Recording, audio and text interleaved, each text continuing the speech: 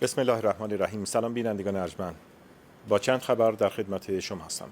اداره اتباع و مهاجران خارجی وزارت کشور اعلام کرد 30 بهمن آخرین فرصت برای تمدید کارت‌های آمایش و هویت اتباع است. در غیر این صورت به علت شرکت نکردن در طرح آمایش مرحله 18 و هویت مرحله 17 غیر مجاز تلقی شده و عواقب بازداشت و انتقال از مرز به عهده تبع است.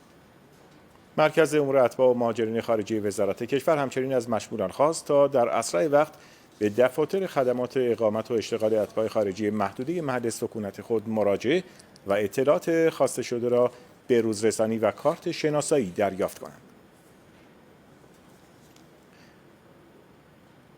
فرماندار تایباد گفت آغاز به کار منطقه آزاد تجاری صنعتی دوقارون فرصتی طلایی برای اشتغال پایدار جوانان در منطقه است. به گفته آقای شیردل، بستر و زمینه‌های لازم برای حضور سرمایه‌گذاران ایرانی و خارجی در این منطقه اقتصادی نزدیک به افغانستان فراهم شده است. روزانه بیش از 1000 دستگاه کامیون ایرانی و خارجی بین دو مرز ایران و افغانستان رفت و آمد می‌کنند و زیرساخت‌های مرز دوقارون نیازمند تقویت و توسعه است. سفارت افغانستان در تهران از نخبگان افغانستانی حمایت می‌کند. دبیر اول سفارت حکومت سرپرست افغانستان در تهران گفت این سفارتخانه به دانشجویان و نخبگان افغانستانی دارای گذرنامه خانواری که در ایران مشغول به تحصیل هستند بدون نیاز به دریافت شناسنامه الکترونیک یا طی مراحل روند تثبیت هویت گذرنامه صادر می‌کند. سفارت امارات اسلامی افغانستان در تهران با تشکیل یک کمیسیون تثبیت هویت متشکل از 3 دیپلمات رسمی تصمیم به این گرفت که آن ایده از دانشجویان و نخبه‌هایی که پاسپورت خانوار دارند و تذکره ندارند ایشان را بدون تذکره و ایشان پاسپورت بدن، البته بعد از عبور از نظریات کمیسیون 3 نفره. این موضوع نمیشه که شما با دوستانتان که با ایشان ارتباط هستید هم بگویید که آن ایده از دانشجویان و آن ایده از نخبه‌هایی که پاسپورت خانوار دارند و تذکره الکترونیکی ندارند میتونن به سفارت مراجعه بکنند، به ایشان به طور استثنایی بدون تذکره با تایید کمیسیون 3 نفره برایشان پاسپورت داده میشه و این یک حمایت هست که تا حالا قبلا در سفارت انجام نشده است. فرماندهی انتظامی البرز از دستگیری اعضای باند آدمربایی و آزادی 7 گروگان اتباع خارجی خبر داد.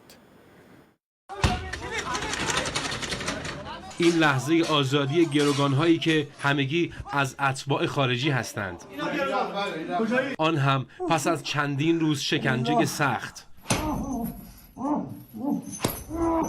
و ارسال فیلم‌های دردناک برای خانواده‌هایشان. فیلم ازش می‌گرفتیم برای فامیلش می‌فرستادیم که برای ما پول بزنه.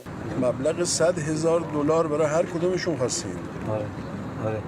خب براتون فرستادم؟ نه. فرصت نکردید. پلیس شما رو دستگیر کرد. آره. ببین دیگه نجاتتون دادیم.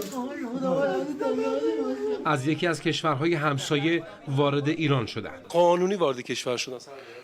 بله، ورودشون قانونی بوده ولی توسط همین افراد آدمربا به عنوان اینکه اینا رو از مرز ترکیه خارج بکنن به یکی از شهرهای غربی کشور برده بودن. آنها در مسیرشان یک شب را در البرز سپری کردند و همین دلیلی برای آغاز عملیات نجاتشان توسط فرماندهی انتظامی استان البرز، چیزی که اینترپل از آنها درخواست کرد. عملیات پلیس در استانهای مختلف آغاز شد. کمتر از 8 روز تونستیم تمام گروگانها رو آزاد بکنیم و این لحظه شیرین این اتفاق تلخ.